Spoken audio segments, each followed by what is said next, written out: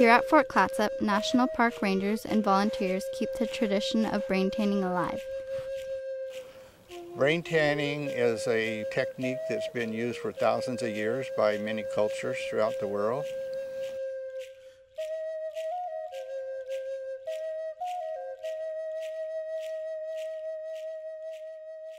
Long before the Lewis and Clark expedition arrived in the Pacific Northwest, the Native Americans practiced brain tanning for generations. It was also practiced by Europeans predating medieval times. It's one of those things lost in history, who the first one discovered that brains would soften a hide.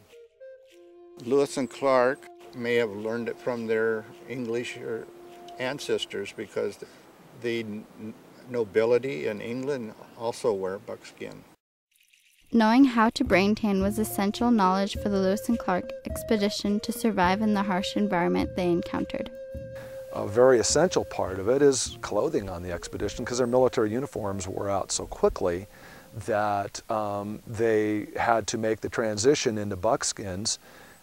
That was the only thing available to them. The process of brain tanning is long and tedious. After first scraping off the meat and fat, the hides are washed in lye to cure the hide and eliminate odorous bacteria. Then the hide is scraped, removing the hair and epidermal layer.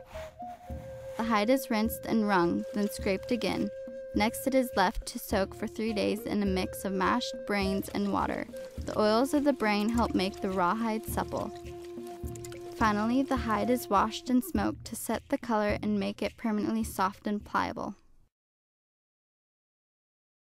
Sometimes I'm thinking about going back in history and how the people would have done it.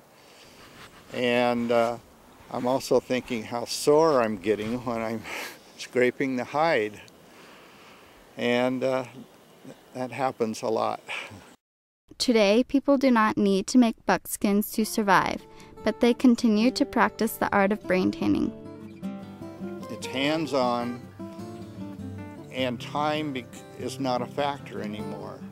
The slow and strenuous process connects them to the hardships that Lewis and Clark faced on their journey, making history tangible. There's something to be said about walking in a place where others that you have read about and learned about and you may admire, walking in their footsteps. You know, there's something, if you will, mystical about it.